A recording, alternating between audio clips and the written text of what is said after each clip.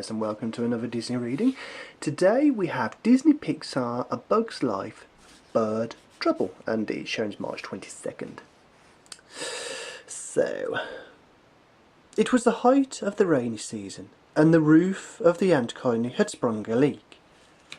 "Bucket Brigade!" shouted Princess Atta.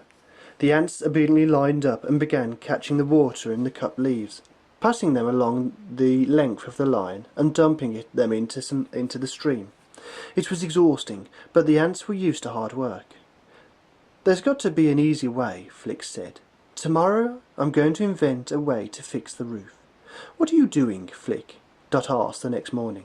The rain had let up for a moment, and the two were outside.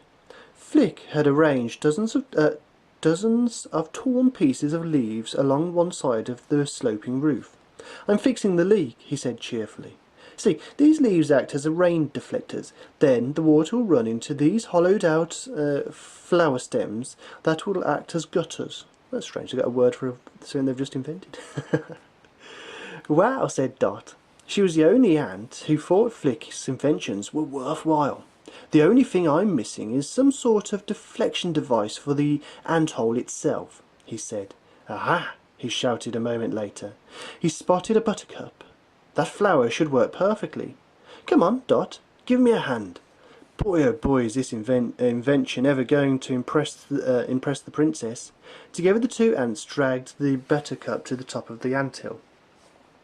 "What on earth are you doing?" It was Princess Atta. "Flick figured out a way to fix the leak," shouted Dot triumphantly. Flick shrugged modestly. "It's very simple, really. See, what I do was..." Suddenly the lookout began shouting, "Bird, bird, bird, coming!" Flick, Atta and Dot ran for cover. Sure enough, a hummingbird was hovering just above the anthill. "It's going for the flower," shouted an ant. The hummingbird pressed its long beak into the buttercup Flick had dragged over the anthill.